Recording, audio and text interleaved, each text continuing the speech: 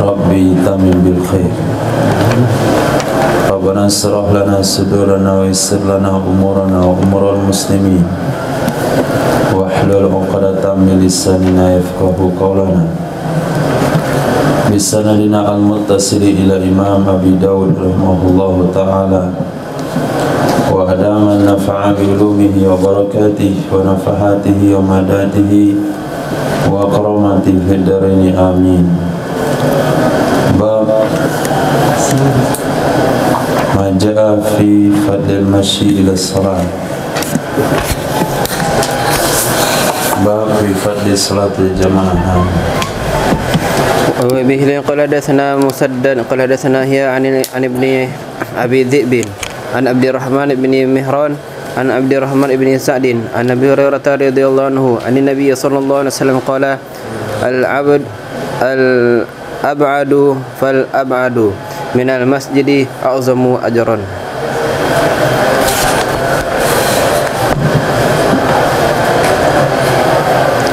Bab tentang fadilah berjalan menuju sholat, tidak menaiki kendaraan, berjalan ala rijl. Dikatakan dari Sayyidina Abi Hurairah radhiyallahu an, dari Nabi sallallahu alaihi wasallam, al-ab'ad fal-ab'ad, yang jauh lalu yang jauh, minal masjid, dari masjid, a'zamu ajra, itu lebih besar nisbah pahala. Sehingga ketika Bani Sulaim ingin pindah dekat ke Masjid Nabawi, Nabi SAW memerintahkan mereka untuk tetap. Lalu mereka ingin langkah-langkah mereka pulang dari masjid ditulis pahala oleh Allah, dan itu dibenarkan oleh Allah Subhanahu wa ta'ala, sehingga turun ayat yang berbunyi wa naktubu ma qaddamu wa atharuhu. Hadis. وبه قال حدثنا عبد الله بن محمد النفيلي قال حدثنا زهير قال حدثنا سليمان التيمي أن أبا عثمان حدثه عن أبي بن كعب قال كان رجل لا أعلم أحدا من الناس ممن يصلي القبلة من أهل المدينة أبعد منزلا من المسجد من ذلك الرجل، وكان لا تخطئه صلاة في المسجد.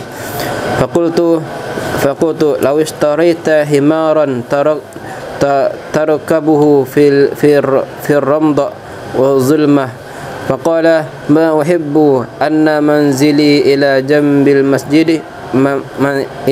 المسجد فنمي الحديث إلى رسول الله صلى الله عليه وسلم فسأله عن قوله ذلك، فقال أردت يا رسول الله أن يكتب لي إقبالي إلى المسجد ورجوعي إلى أهلي إذا رجعت. فقال أعطاك الله ذلك كله، أنطاك الله جل وعز ما احتسبت كله أجمع.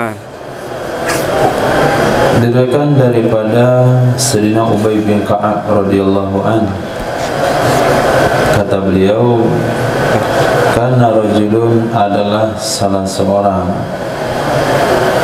la alamu ahada minan nas, yang saya tidak mengetahui ada orang lain dari manusia, mimman yusallil qiblah, dari orang-orang yang mengerjakan sholat ke kiblat, dari orang-orang yang mengerjakan sholat ke kiblat, artinya orang Islam,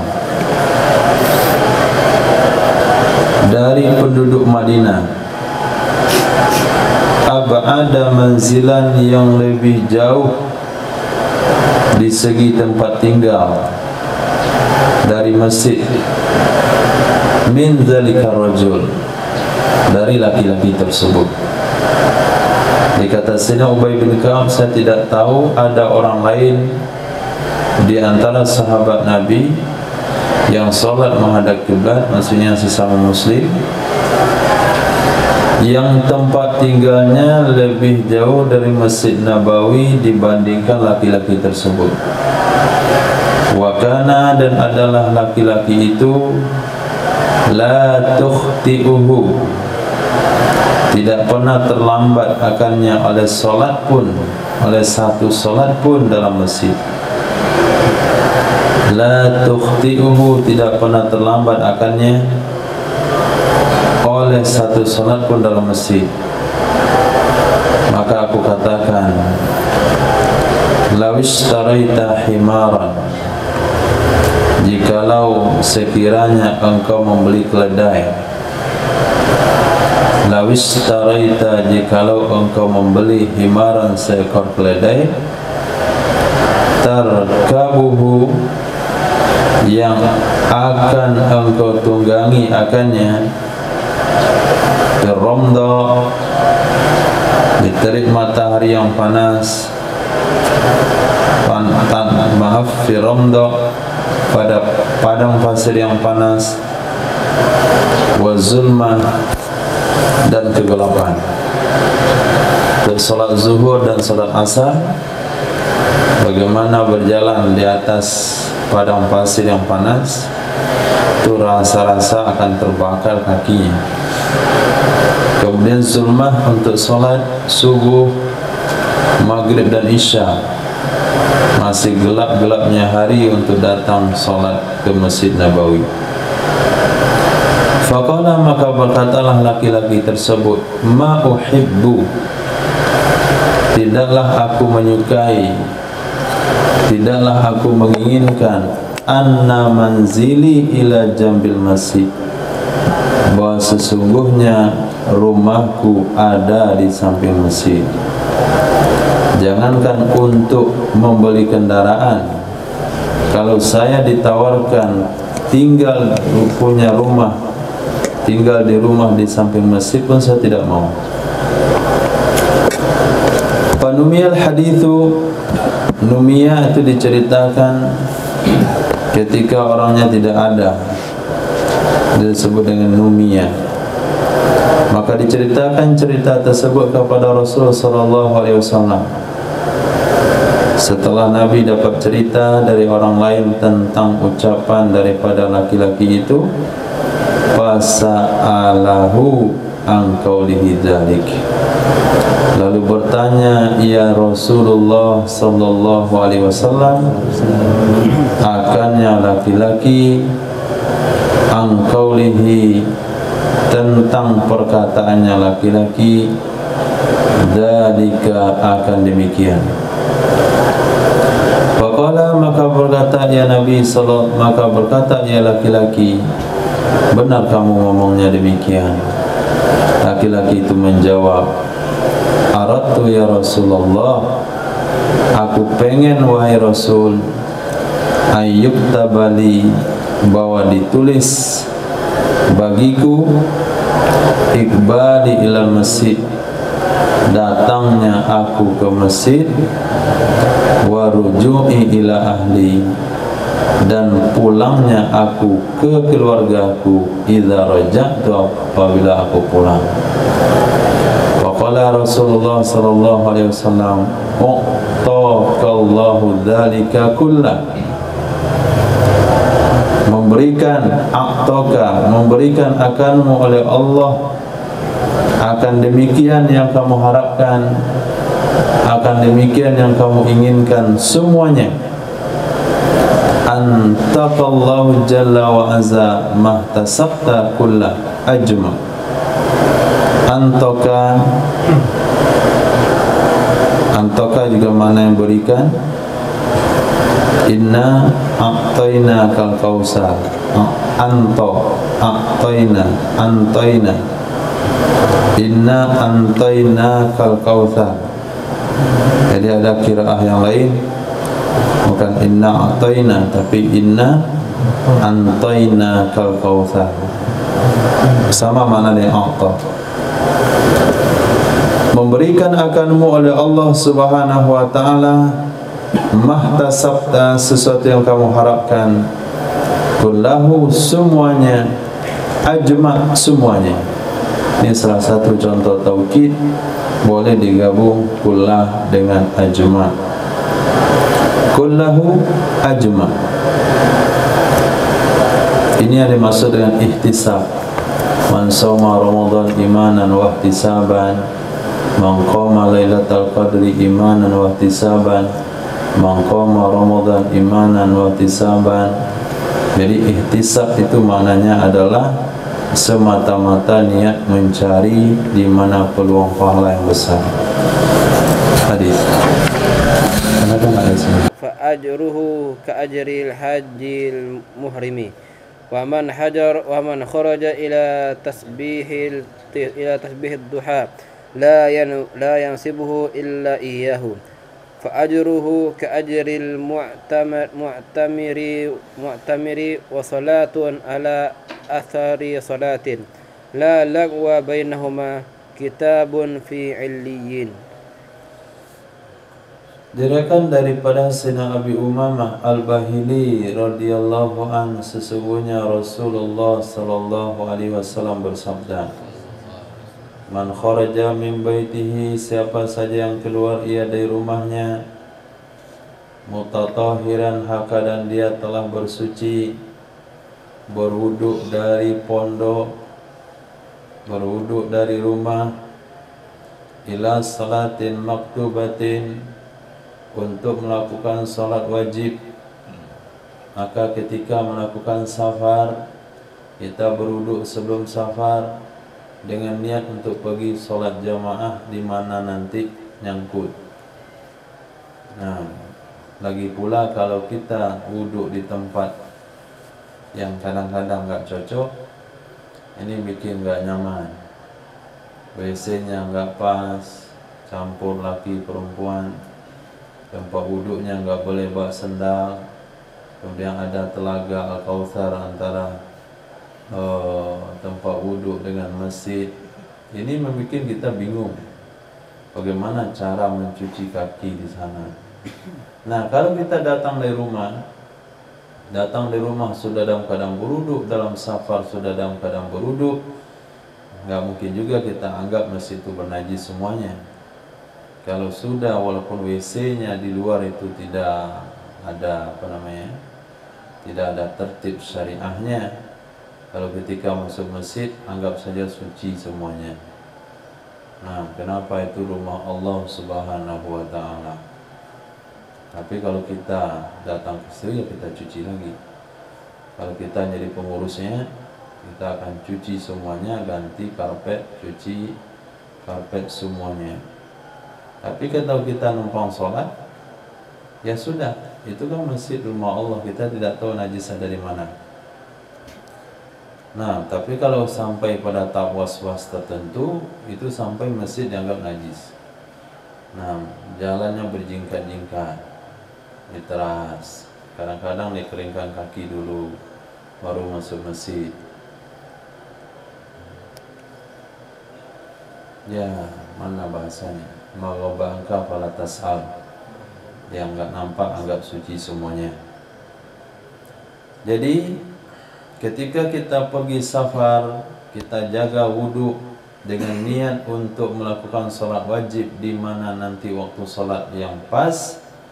Fa ajruhu ka ajril hajjil muhrim, maka pahalanya seseorang seperti pahala orang haji yang melakukan ihram. Orang haji yang melakukan ihram, bukan orang haji saja, tapi orang yang sedang melakukan ibadah haji, sedang. Yang kalau dia meninggal itu tidak boleh ditutup kepalanya kalau dia sedang. Wa man kharaja ila tasbihid duha, siapa saja yang keluar untuk melakukan salat duha. Sehingga kita baca dalam fikih Syafi'iyah, seluruh salat-salat sunnah disunahkan dikerjakan di rumah kecuali salat duha. Salat duha sunnah dikerjakan di masjid. Maka di sini redaksinya man kharaja ila tasbihid duha. Ini dalil yang mengatakan salat duha sunnah di masjid. Siapa saja yang keluar ke salat duha, la yansibuhu illa iya, tidak ada yang menyebabkan yunsibu dengan lumayan dari insab, maknanya it'ab, diambil dari kata-kata nasib, idza ta'iba, capek. Nah, la yunsibuhu, tidak ada yang membuat capek ia seseorang akannya kecuali akannya duha. Tidak membuat capek ia seseorang akannya seseorang, maksudnya dia tidak memaksakan dirinya untuk keluar kecuali akannya duha. Memang semata-mata untuk sholat duha dia ke masjid, tidak ada tujuan yang lain. Wa ajruhu, maka pahalanya seseorang ka ajril mu'tamir, seperti pahala orang umroh, seperti pahala orang umroh. Wa salatun ala athari sholat la lawa bainahuma kitabun fi illiyin.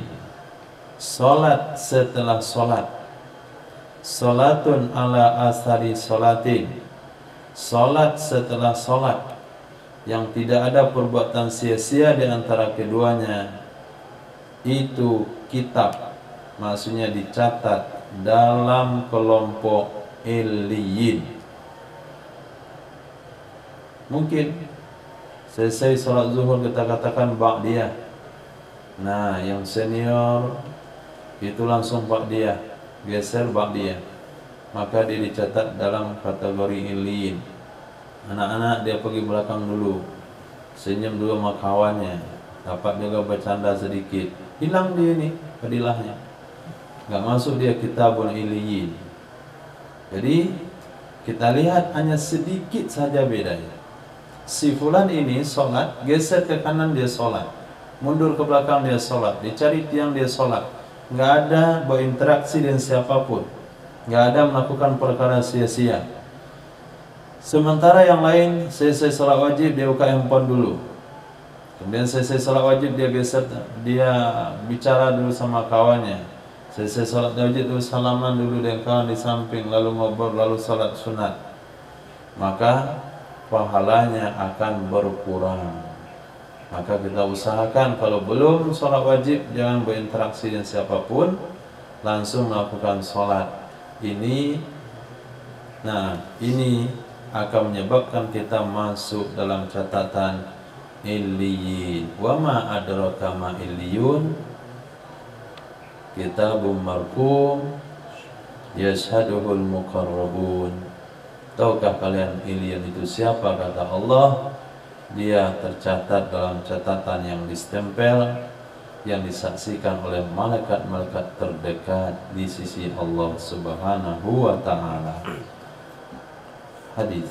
وبه قال حدثنا مسدد قال حدثنا أبو معاوية عن الأعمش عن أبي صالح عن أبي هريرة رضي الله عنه قال قال رسول الله صلى الله عليه وسلم صلاة الرجل في جماعة تزيد على صلاته في بيته وصلاته في سوقه 25 درجة وذلك بأن أحدكم إذا توضأ فأحسن الوضوء وأتى المسجد لا يريد إلا صلاة ولا ينهزه إلا صلاة لم يخطو خطوة إلا رفع له بها درجة وحط عنه بها خطيئة حتى يدخل المسجد فإذا دخل المسجد كان في صلاة ما كانت الصلاة هي تحبسه والملائكة يصلون على أحدكم ما دام في مجلسه الذي صلى فيه ويقولون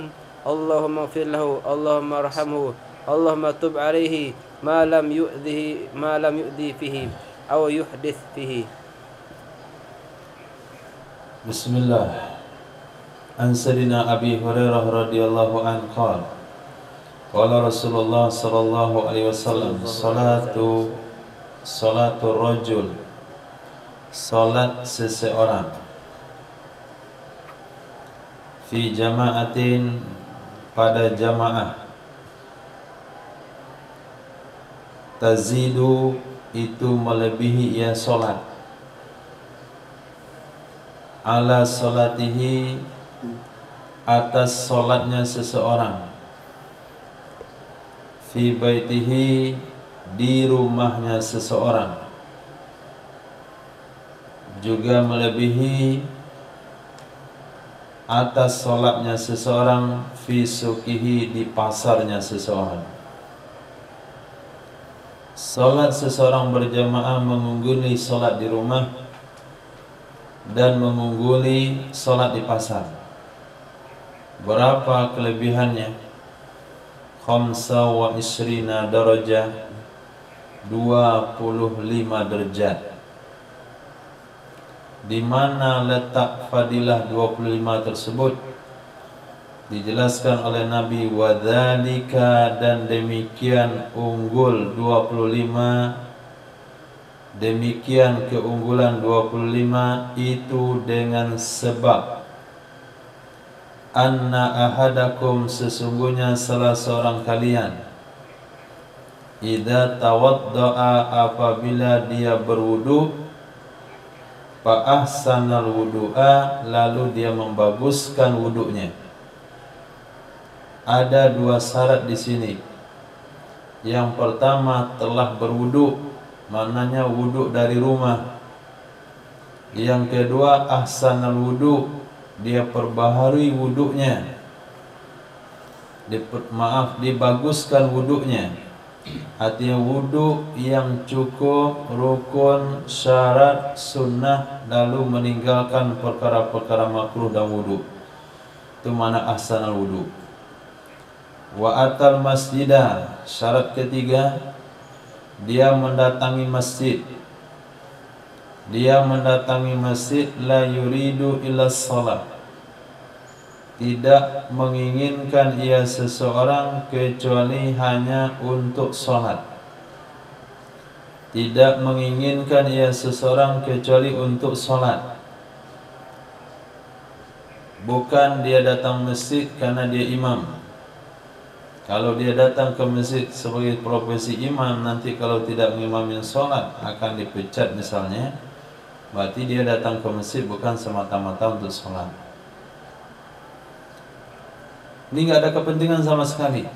Bukan nanti mau ketemu dengan kawan, janjian di masjid. Bukan juga mau tujuan-tujuan yang lain.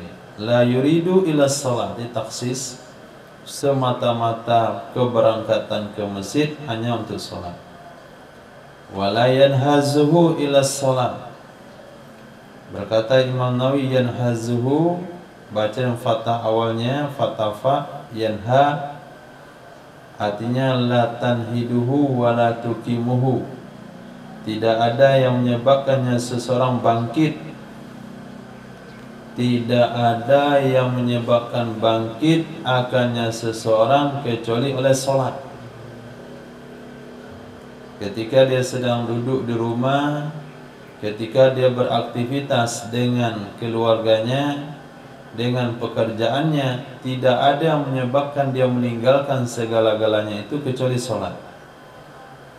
Apabila terpenuhi 4 atau 5 kategori sebelumnya, berwuduk dari rumah, wuduknya cukup rukun dan syarat, tidak melakukan perkara makruh dan tidak meninggalkan sunnah wuduk, mana ahsanal wuduk. Yang kedua, yang ketiga, dia datang ke masjid hanya untuk sholat. Yang keempat, dia tidak tinggalkan aktivitas kecuali hanya karena sholat. Niscaya lam yakhtu khutwatan, tidaklah melangkah ia seseorang akan satu langkah. Berarti di sini tambah lagi syarat yang kelima, dia datang berjalan kaki. Tidaklah dia melangkah akan satu langkah kecuali rufi'a biha darajah, dinaikkan baginya seseorang dengannya satu langkah akan satu derajat. Jadi pangkatnya naik satu, yaitu pangkat akhirat. wa hutta anhu biha khati'atun, dihapuskan darinya seseorang dengan sebabnya satu langkah akan satu dosa, hatta yadkhulal masjid, sampai dia masuk ke masjid. Sehingga para sahabat mengakali bagaimana langkahnya semakin banyak sehingga fadilahnya banyak, mereka memperkecil langkah-langkahnya.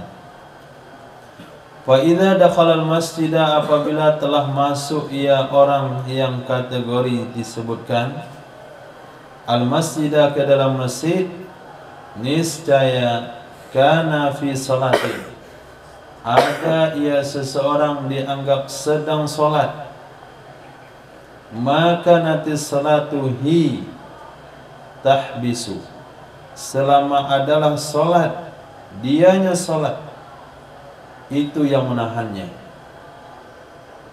Jadi datang solat Jumat jam 11:30, kemudian gak mau sholat tahiyat masjid saking malasnya, kemudian gak mau juga sholat duha karena sudah duhaan di awal pagi tadi, kena denda 6 rakaat, hanya duduk doang, itu dia dianggap sudah sholat. Selagi duduknya di masjid, dia nunggu sholat. Bagaimana besarnya pahala bagi orang-orang yang kalau sekiranya sholat maghrib gak pulang ke rumah selama 5 tahun, 10 tahun, 40 tahun, rutin selesai maghrib duduk di masjid nunggu sholat. Dan bagaimana besar pahala kalau sekiranya setiap kali belajar ba'da maghrib antum niat nunggu sholat isya. Tapi kalau gak ada niat ya sudah, sirna. Nah, niat nunggu sholat isya, kita belajar sambil nunggu sholat isya, maka dia dianggap sedang sholat. Kemudian wal malaikatu yusalluna ala ahadikum, para malaikat itu selalu mendoakan, yusallun maknanya mendoakan, selalu mendoakan atas salah seorang kalian, madama fi majlisihi, selama dia berada di tempat duduknya. Mungkin hadis yang kita baca sebelumnya, hadis yang kita baca sebelumnya itu tidak jelas secara khas mesti duduk di tempat duduk, karena bahasa hadisnya adalah madama fi musallahu yusalli fi, selama dia berada di tempat solat yang dia solat di sana. Sehingga sebagian orang memahami adalah selagi dia dalam masjid, selagi dia dalam musola. Tapi kita penerapan di sini nggak boleh bergeser sama sekali. Nah, ternyata pernyataan itu dibenarkan oleh hadis yang ada di sini. Madama fi majlisihi, selama dia ada di tempat duduknya yang dia sholat di tempat itu. Artinya selesai sholat nggak boleh geser ke belakang, nggak boleh geser kiri, nggak boleh geser ke kanan, nggak boleh geser ke depan. Tetap di tempat duduk demi mendapatkan doa malaikat. Nah, maka buku zikiran bawa sebelum sholat. Nah, ambil tempat sesuai dengan porsi badan. Ini badannya besar, porsinya di booking sedikit, maka buka kaki selebar bahu. Nah, buka kaki selebar bahu sehingga kita tidak perlu mundur atau maju selesai sholat. Kalau kita maju hilang doa malaikat, kalau kita cari tiang menyender hilang doa malaikat, kalau kita berdiri lalu duduk ke tempat semula hilang lagi doa malaikat, karena bahasanya madama fi majlisihi alladhi shalla bih. Apa kata malaikat? Allahumma ighfir lahu, Allahumma arhamhu, ya Allah ampuni dosanya, ya Allah rahmati dia, ya Allah, ya Allah terima taubatnya. 2 syarat doa itu selalu ada, 3 dengan syarat sebelumnya. 1 tetap di tempat duduk, 2 selama dia tidak mengganggu orang di tempat tersebut. Tapi kalau sempat handphonenya berbunyi mengganggu orang, doa malaikat enggak lagi. Au yuhdits fihi, atau dia berhadas di tempat tersebut. Nah, saking beratnya ngantuk dia, tertelungkup dia, maka hilanglah doa malaikat. Hadis. وبه قال حدثنا محمد بن عيسى قال حدثنا أبو معاوية عن هلال بن ميمون عن عطاء بن يزيد عن أبي سعيد الخدري رضي الله عنه قال قال رسول الله صلى الله عليه وسلم الصلاة في جماعة تعدل 25 صلاة فإذا صلاها في فلاة فأتم ركوعها وسجودها بلغت 50 صلاة. Diriwayatkan daripada Sayyidina Abi Sa'id Al-Khudri radhiyallahu anhu qala Rasulullah sallallahu alaihi wasallam as-salatu fi jama'atin, salat di dalam jamaah, salat berjamaah, ta'dilu itu mengungguli ia salat berjamaah, ta'dilu menyamai ia salat berjamaah, 25 salatan 25 salat. Fa idza sallaha fi falatin, maka apabila mengerjakan ia seseorang akannya solat berjamaah, nya kembali ke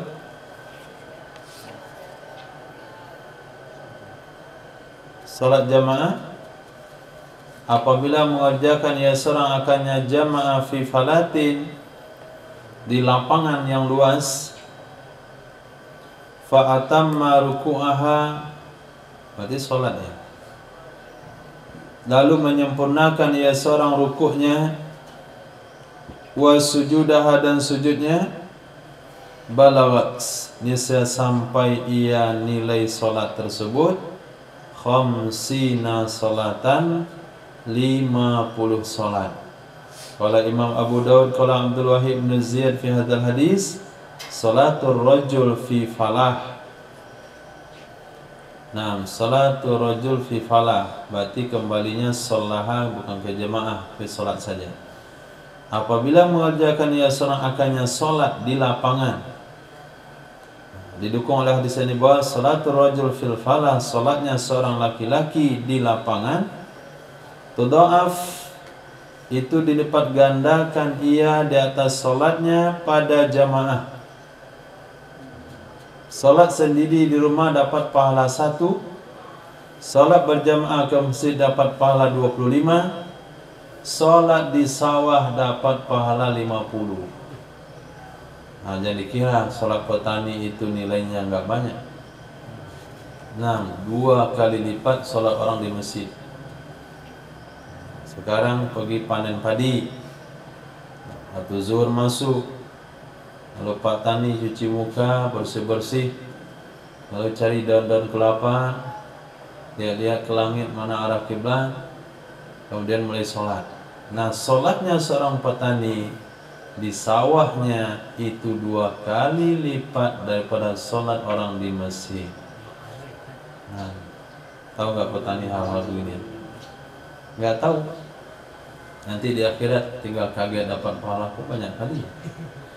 Saya zuhur sama asar tuh sholat di sawah. Nah, sholatnya seorang pengembala di padang rumput. Nah, sholatnya siapa lagi yang jauh dari keramaian maksudnya? Termasuk penambang-penambang di alahan panjang. Pergi nambang emas ke hutan, yang anehnya bingung saya. Nambang emas ke hutan, berangkat hari Sabtu, pulang hari Kamis. Nah, dia buat bukan sholat sendiri misalnya, sholat jamaah juga di hutan tersebut. Berapa kali lipat? Dilipatkan lagi 25 kali lipat setelah 50 kali lipat. Maka sholat kita hari itu di pinggir kolam renang, nah itu ternyata nilainya adalah 50 kali 25. Berapa ya Pak?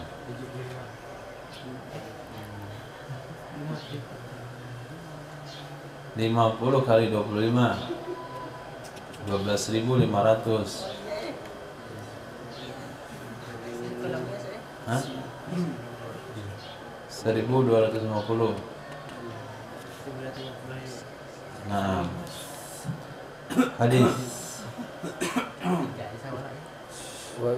باب ما جاء في المشي إلى الصلاة في الظلام.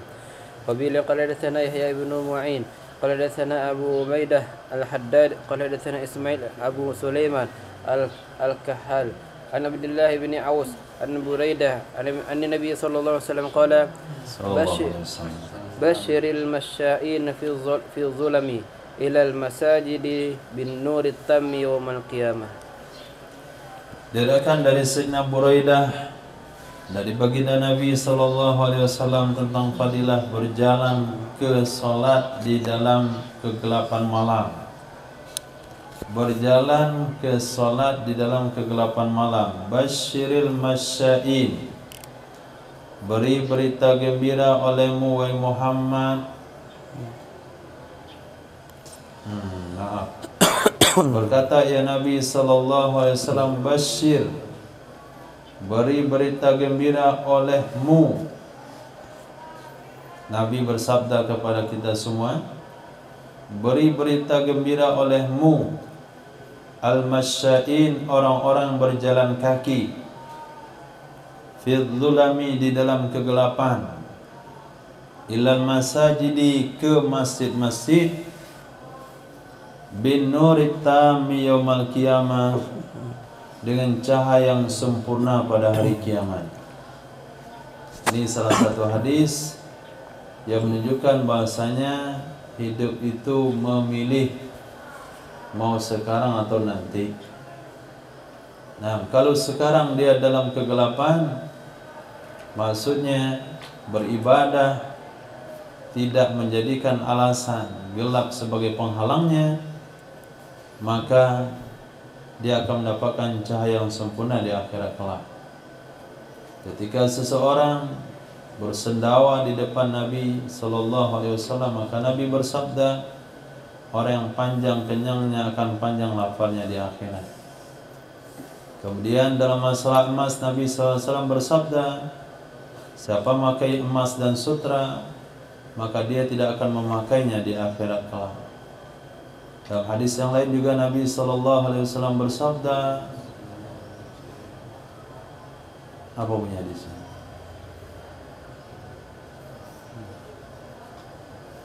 Ya, tadi ingat. Nah, yang pada intinya, kalau mau sekarang, nah, tertawa. Orang yang tertawa, yang tertawa di dunia akan menangis di akhirat, yang menangis di dunia akan tertawa di akhirat. Jadi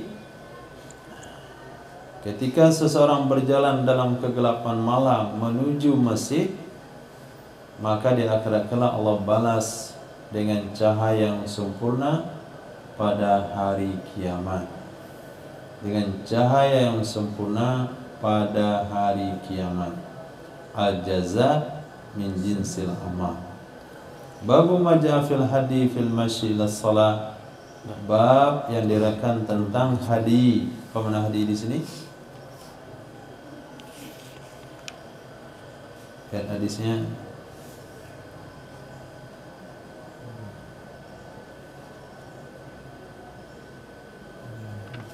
Nah, baca dulu hadisnya.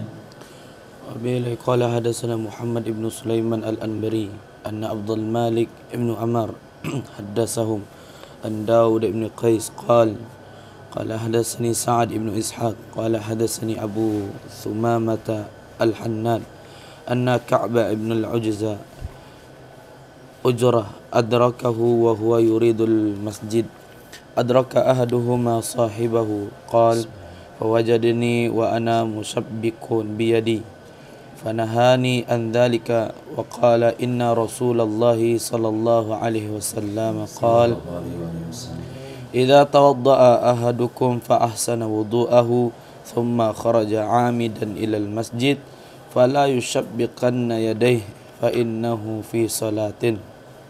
Nah, jadi hadi maknanya bab yang diriwayatkan tentang hadi, melakukan secara baik atau terbimbing melakukan secara baik di dalam berjalan menuju masjid, menuju sholat. Jadi ketika dua orang kedua-duanya berjalan kaki menuju sholat, artinya datang ke masjid untuk sholat, maka dua orang ini akan mendapatkan nilai berbeda kalau sekiranya di dalam perjalanannya dia melakukan hal-hal yang berbeda. Jadi dari cara jalannya itu ada aturan daripada Sayyidina Rasul. Ada jalan yang mendapatkan pahala, ada jalan ke masjid yang mengurangi pahala. Lihat di hadis di sini. Diriwayatkan oleh Abu Thumamah Al-Hannau, sesungguhnya Sayyidina Ka'ab ibnu Ujrah adrakahu, dia Sayyidina Ka'ab akannya Sayyidina Abu Thumamah Al-Hannau, wa huwa yuridul masjid, padahal dianya Sayyidina Abu Thumamah itu ingin atau menuju masjid. Adraka ahaduhuma sahibahu, mendapati oleh salah satu keduanya akan kawannya. Jadi ketika nyusul itu jumpa dia, mendapati oleh salah satu keduanya akan kawannya. Qala, berkata ia Abu Thumamah Al-Hannau, fawajadani, maka mendapati ia Sayyidina Ka'ab ibnu Ujrah akan aku. Fawajadani, mendapati ia Sayyidina Ka'ab ibnu Ujrah akan aku. Wa anna musyabbikun biyadaya, padahal saya mengeratkan dengan kedua tanganku. Jalannya begini. Ini namanya tasbik. Nah, mungkin santai gini jalan, tangan di sini. Jadi saya berjalan dalam keadaan anak jariku musyabbik. Wa ana musyabbik, aku mentasbik dengan kedua tanganku. Panahani an dzalik, lalu beliau melarang aku dari demikian. Lihat di sini bagaimana kepedulian seorang sahabat terhadap perkara kecil sekalipun yang dilakukan oleh saudaranya, dan dia untuk menyampaikan larangan tersebut, perlu usaha untuk berjalan lebih cepat. Sementara kita bukan perlu dikejar, tapi perkara kecil itu, perkara larangan itu nampak di depan mata kita dan di samping kita. Saya salam ke kiri dan ke kanan, ada orang duduk berzikir begini. Nah, ini kan dilarang oleh Nabi SAW. Dan dia ada di samping kita, tinggal kita ambil tangan, kita tarik, lepas. Karena ada pedulian saling mengingatkan seperti itu, sehingga agama tersebar dan kesempurnaan agama itu ada. Sehingga orang itu bertanya, kenapa kamu tarik tangan saya? Kalau dia nggak tahu, kita katakan Nabi melarang mengeratkan jari jemari selepas sholat.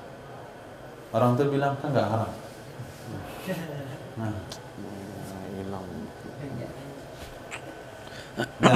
apakah tasbik jari itu haram hukumnya ketika berjalan ke masjid? Tentu jawabannya tidak. Tapi apa yang dilakukan oleh Sayyidina Ka'ab ibnu Ujrah, beliau susul sayang, kata Sayyidina Abu Thumamah Al-Hannau, waktu itu saya mentasbih kedua tanganku, beliau melarang aku dari demikian, dan beliau katakan, inna Rasulullah sallallahu alaihi wasallam qala, idza tawadda'a ahadukum, apabila berwudu oleh salah seorang kalian, fa ahsana wudu'ahu, lalu dia membaguskan wudunya, summa kharaja, kemudian keluar ia seseorang, amidan, keadaan dia bersengaja, ilal masjid, ke masjid, fala yushabbikanna yadaih, maka jangan sekali-kali dia mentasbik kedua tangannya, fa innahu fi salatin, sesungguhnya dia sedang sholat. Dan ini lebih mantap lagi pada hadis sebelumnya. Hadis sebelumnya, idza dakhala al-masjid kana fi salatin madama salatu tahbisu. Tapi di sini bukan hanya dia masuk masjid, ketika dia sedang jalan itu pun dia dianggap sudah sedang sholat. Fa innahu fi sholatin, dia sedang sholat. Jadi jangan mentasbih jari dalam perjalanan sholat, jangan mentasbih jari selesai sholat, menganggap itu sebuah zikir yang kondisi yang paling sempurna. Kalau kita lihat kiri dan kanan kita cegah, bukan karena perkara itu haram, tapi karena ittiba dengan apa yang dicontohkan oleh Sayyidina Ka'ab ibnu Ujrah radhiyallahu an. Beliau menyusul aku. Naam, beliau menyusul aku. Hadis Wabillahi qala hadatsana Muhammad ibnu Mu'az bin Ibad al-Anbari qala hadatsana Abu Awanah an Ja'la ibn Atta an Ma'bad ibn Hurmuz an Sa'id ibn Musayyib qala hadara rajulan min al-ansar al-maut faqala inni muhaddithukum hadithan ma uhaddithukumuhu illa ihtisaban sami'tu Rasulullah sallallahu alaihi wasallam yaqul idza tawadda'a ahadukum fa ahsana al-wudu'a thumma kharaja ila as-salati lam yarfa' qadamahu al-yumna illa kataballahu azza wa jalla lahu hasanatan wa lam yada' qadamahu al-yusra illa hattallahu azza wa jalla anhu sayyi'atan falyuqarrib ahadukum aw liyuba'id fa in atal masjida fa shalla fi jama'atin ghufira lahu fa in atal masjida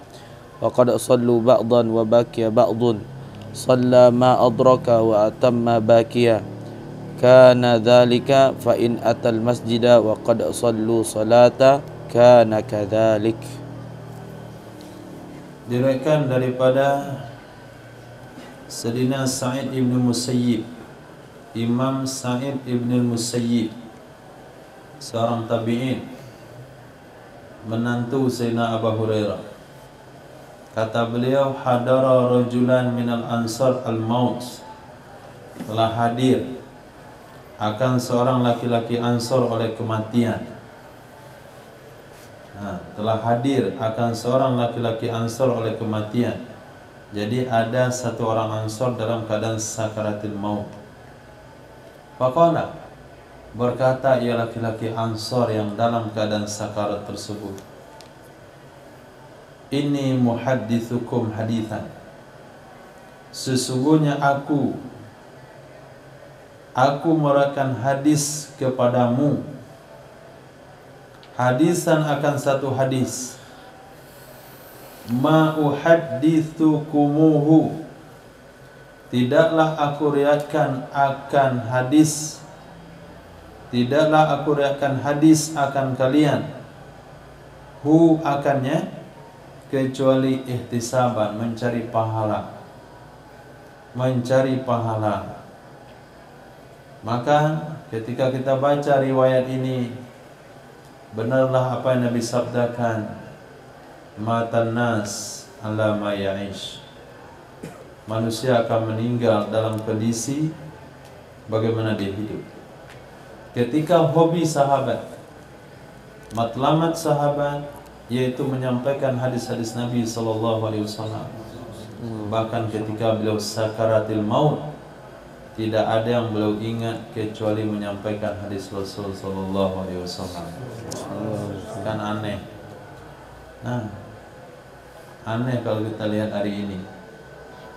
Dia bukan urusan yang lain, bukan mengeluh dengan kesakitan, bukan hilang akal ketika sakarat, tapi justru menyampaikan hadis-hadis Rasul. Kalau sekiranya hari ini orang dalam keadaan sehat walafiat, lalu punya kapasitas untuk menyampaikan hadis Nabi dan dia berpangku tangan,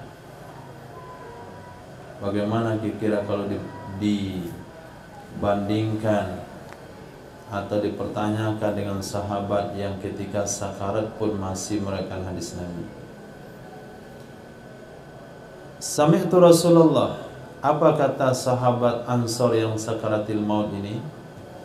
Aku pernah mendengar Rasul sallallahu alaihi wasallam bersabda, "Idza tawadda'a ahadukum, apabila berwudu oleh salah seorang kalian,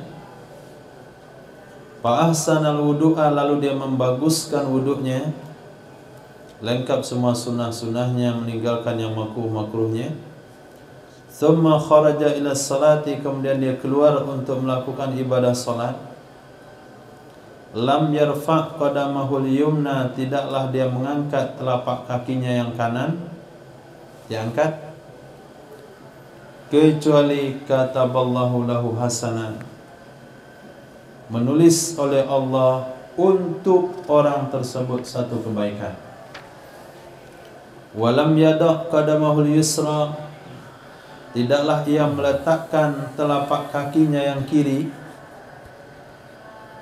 melainkan hattallahu anhu sayyi'a, menghapuskan oleh Allah untuknya akan satu dosa. Falyuqarrib ahadukum aw yuba'id, maka hendaklah merapat-rapatkan langkah, artinya memperkecil, oleh salah seorang kalian, atau liyuba'id, hendaklah dia menjauh-jauhkannya langkah, maksudnya memperpanjang langkah. Itu terserah kalian lah. Kalau mau dapat pahala lebih banyak, kecil-kecilkan langkahnya. Kalau tidak mau, ya besar-besarkan langkahnya. Kata Nabi SAW, takut dia pahalanya terlalu besar, buat langkahnya banyak-banyak.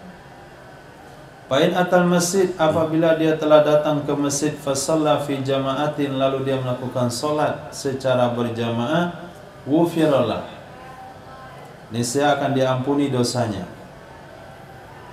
Fa'in atal masjid waqad sallau ba'dan, maka jika ia datang ke masjid, dan sungguh mereka telah solat sebahagian, artinya sudah berlangsung 1 rakaat, 2 rakaat, dia menjadi masbuk. Wa baqiya ba'dun, masih tersisa yang lainnya, mungkin sisa 1 rakaat atau tasawuf akhir saja. Sallama adrak, niscaya dia solat apa yang dia dapati. Berapa dapat ikut. Wa atamma ma baqiya, lalu dia menyempurnakan apa yang sisa. Mungkin dia tinggal 3 rakaat ditambah 3. Kana kadzalik, ada ia orang seperti itu juga. Seperti apa? Seperti orang yang datang dari awal salat berjamaah, ghufira lahu, diampuni juga dosanya. Fa'in atal masjid, maka jika dia datang ke masjid, waqad sallau, sungguh mereka telah selesai solat, fa'atamma sholah, lalu dia sempurnakan solat sendirian, kana kadzalik, ada ia orang seperti itu juga, diampuni juga dosanya. Jadi nggak ada masalah apakah dapat jamaah dari awal, apakah dapat sebahagian atau tidak dapat sama sekali, dengan syarat ketika dia berangkat memang dalam prediksinya jamaah belum selesai. Nah, tapi pas berangkat, oh ternyata sudah selesai. Kenapa sudah selesai? Karena setelah azan langsung iqomah gara-gara ada jenazah. Nah, ini kadang-kadang terjadi di tempat lain. Jenazah itu bisa merubah jadwal waktu sholat. Jadi selesai azan langsung iqomah, kita akan ada sholat jenazah. Ini jenazah siapa? Sampai sholat ba'diyah orang dia rampas dia, qobliyah orang rusak gara-gara dia. Kamu selama hidup tidak sholat qobliyah, setelah mati buat orang juga tidak sholat qobliyah. Alhamdulillah, pengurus masjid harus komitmen. Jenazah siapa saja yang datang, iqamah harus tepat waktu, supaya yang lain tetap qobliyah. Yang kedua, orang yang di luar rumah, yang tetangga masjid yang biasa datang setelah beberapa saat, itu tidak tertinggal sholat jamaah. Kalaulah hari ini mereka tidak merasa dirugikan, tapi di akhirat kelak dia akan menuntut, kenapa kamu terlalu terburu-buru iqamahnya gara-gara jenazah yang nggak sholat itu, sementara saya yang rutin sholat terlambat gara-gara dia nggak sholat. Nah, yang kedua, jenazah kalau diletakkan jangan di shaf awal. Nah, itu mengganggu shaf sholat. Taruh dia di belakang, taruh di teras, nggak ada orang ngambil.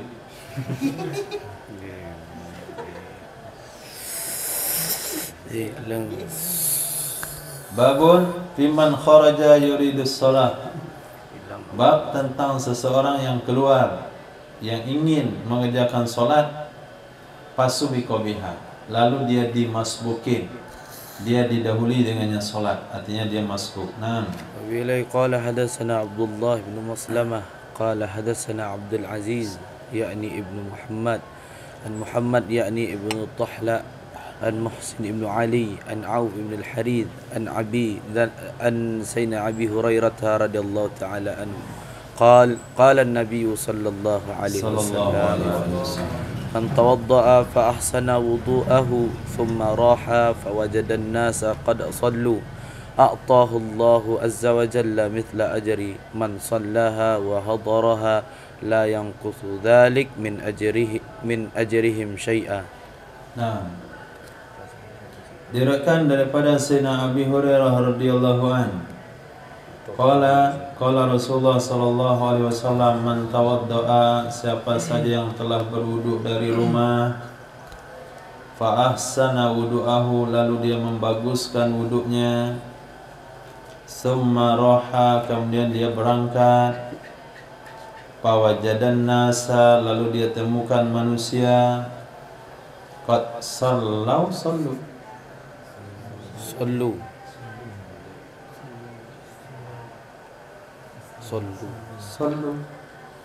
kama ra'aitumuni usalli. صلوا Fi'il madhi. صلوا Asalnya صلى يا صلوا Shalla, sholaya, sallayu. Berat doma di atas. Ya. Dibuang doma, tinggal sholayu. Bertemu dua sakin, dibuang huruf ya. Jadi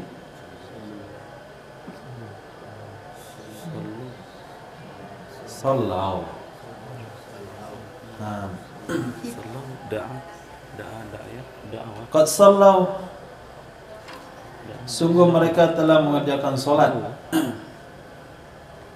Dia pergi ke masjid, ditemukan orang-orang sudah solat semuanya, udah bubar.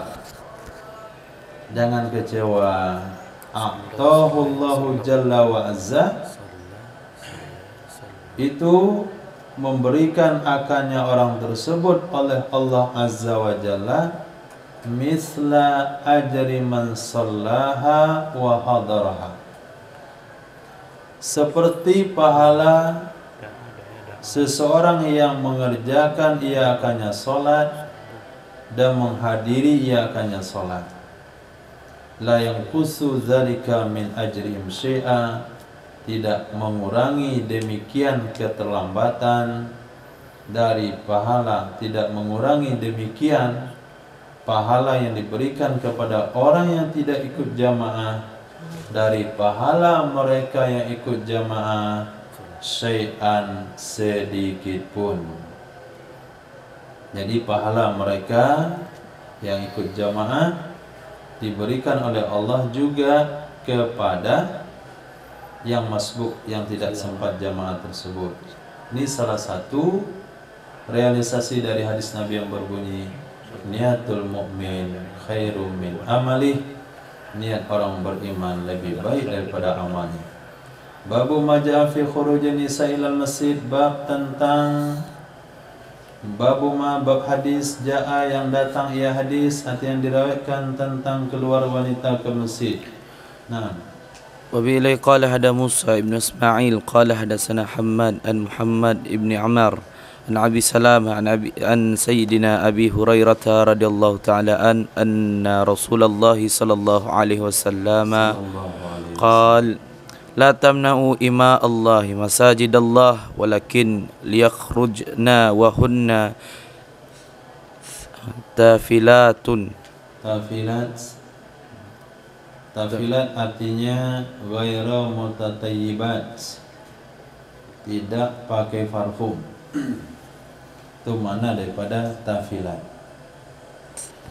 Dari Sayyidina Abi Hurairah radhiyallahu an, sesungguhnya Rasul sallallahu alaihi wasallam bersabda, la tamna'u, jangan kalian cegah, jangan kalian halang ima Allah, budak-budak wanita Allah, artinya muslimat-muslimat, masajid Allah, datang ke rumah-rumah Allah.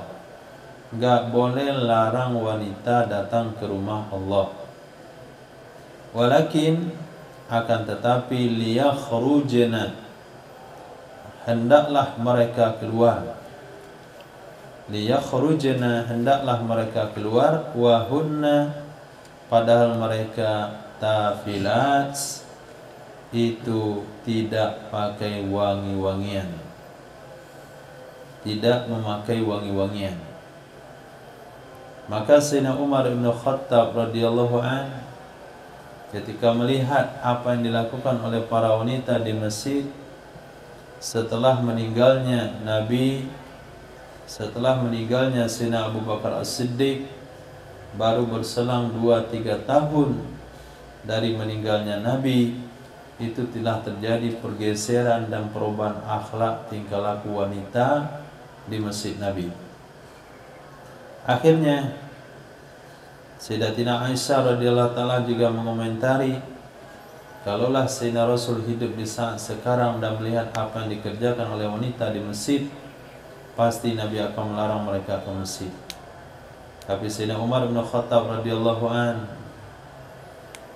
beliau tidak mau melanggar satu pun daripada hadis Nabi. Tapi beliau juga tidak mau membiarkan istrinya sholat ke masjid karena ada kondisi tertentu yang tidak baik. Maka beliau menggoda istrinya di jalan.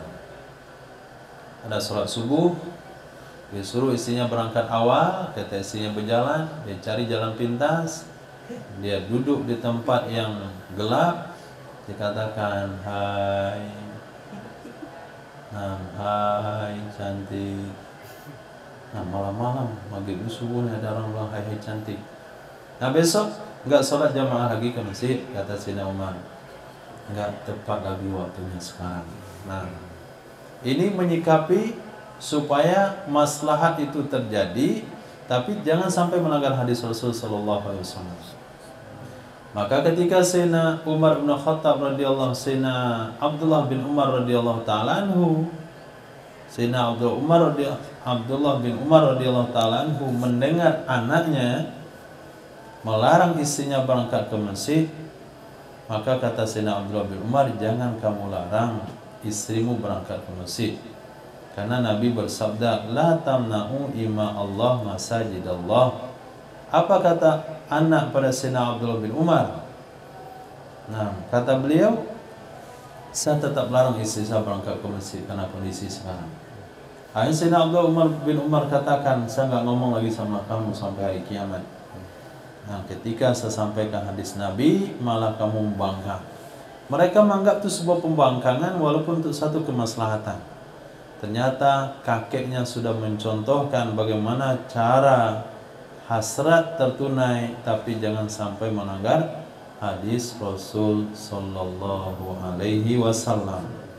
Hadis Bilai qala hadas Sulaiman ibn Harb qala hadatsana Hammad an Ayyub an-Nafi an Sayyidina Abdullah bin Umar qala Rasulullah sallallahu alaihi wasallam wala tamna'u ima Allahi masajid Allah. Hadis. Wa bilai qala hadatsana Utsman ibn Abi Syaibah qala hadatsana Yazid ibn Harun qala akhbarana Al-Awwam ibn Hayshab qala hadatsani Habib ibnu Abi Thabit an Sayyidina Abdullah ibn Umar radhiyallahu ta'ala anhuma قال رسول الله صلى الله عليه وسلم لا تمنعوا نساءكم المساجد وبيوتهن خير لهن. Nah, la tamna'u nisa'akum, jangan kamu larang istri-istri kalian, wanita-wanita kalian datang ke masjid-masjid, namun rumah-rumah mereka itu lebih baik buat mereka.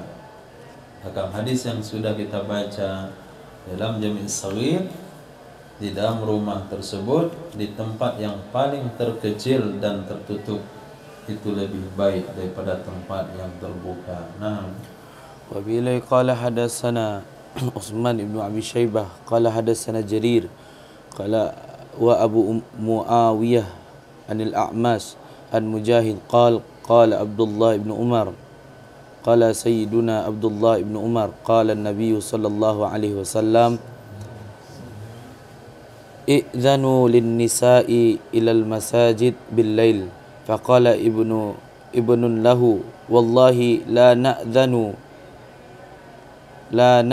lahunna fayattaqidnahu daghala wallahi la na'dhanu lahunna.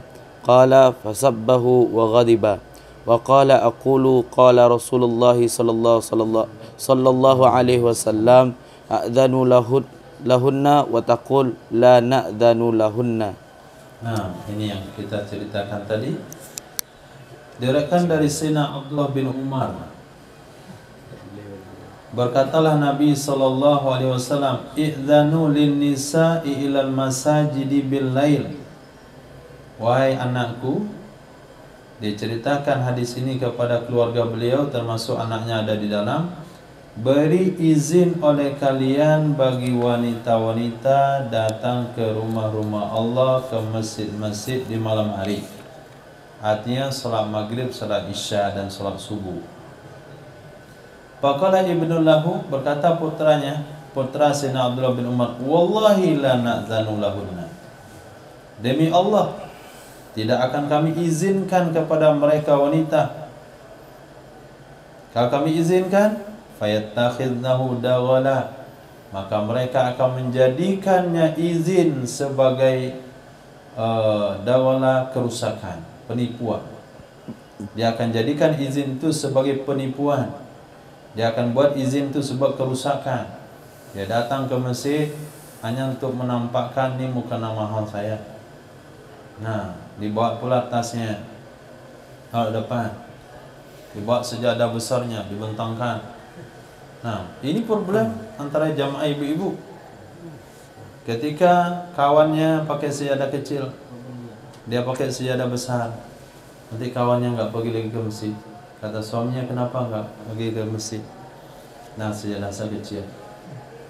Nah, sejadah kawan saya besar, mahal. Apalagi selesai zikir dia lipat lagi lengan baju. Nah, hal-hal yang seperti ini terjadi dulu, sampai hari ini masih terjadi. Jadi ada di jamaah ibu-ibu itu seperti geng, seperti kelompok-kelompok. Ini kelompok orang kaya. Jadi orang merasa miskin tuh minder dia cari sop-sop paling belakang. Dia ngomong, jangan ke situlah, nggak level kita. Ini yang terjadi di kalangan para wanita. Nah, atas pertimbangan itulah Sayyidina putra daripada Sayyidina Abdullah bin Umar katakan, wallahi demi Allah, kami enggak akan beri izin pada mereka. Mereka akan buat izin itu sebagai kerusakan. Wallahi la na'zanu lahunna. Kami enggak akan beri izin pada mereka. Qala, berkata ia Imam Mujahid, murid pada Sayyidina Abdullah bin Umar, fasabbahu, mencela ia Sayyidina Abdullah bin Umar akan anaknya. Wa ghadiba, memarahi ia Sayyidina Abdullah bin Umar. Wa qala, beliau katakan, aqulu qala Rasulullah, aku katakan Nabi SAW bersabda, i'dzanu lahunna, izinkan oleh kalian baginya. Lalu kamu bilang la na'zanu lahunna. Riwayat yang lain, wallahi la ukallimuka abada. Nah, demi Allah saya enggak mau ngomong lagi sama kamu. Ini yang disebut dengan asasiyah. Asasiyah ini akan muncul kalau ada mahabbah kepada Sayyidina Rasul sallallahu alaihi wasallam. Kalau seseorang kita cintai, kita tidak mau perkataan orang kita cintai dilecehkan oleh orang lain, termasuk orang dekat kita sendiri. Ini yang ingin diajarkan oleh Sayyidina Abdullah bin Umar, yang diriwayatkan oleh Imam Mujahid. Apa tujuan hal ini diriwayatkan? Menunjukkan bagaimana sikap sahabat pecinta sejati kepada sabda-sabda Rasul sallallahu alaihi wasallam. Mereka memang menjunjung tinggi, bahkan mereka sanggup memutuskan hubungan dengan anak kandungnya kalau sampai hadis Nabi yang dipermainkan. Begitulah yang dilakukan oleh seorang sahabat yang saya lupa namanya, ketika menasihati kemenakannya main ketapel, kemudian ditinggalkan, besok datang lagi dan dia main ketapel lagi. Kemarin saya larang kamu main ketapel, saya bilang Nabi melarangnya, sekarang kamu buat lagi. La ukalimuka abada. Itu aja rumusnya. Itu maknanya mahabbah. Itu maksudnya cinta. Itu reaksi pada cinta sejati. Bengkak tangannya main hadroh. Nah, cinta Rasul, orang kami cinta Rasulullah. Nah, tapi apabila tidak menghargai hadis-hadis Rasul sallallahu alaihi wasallam, maka cintanya palsu.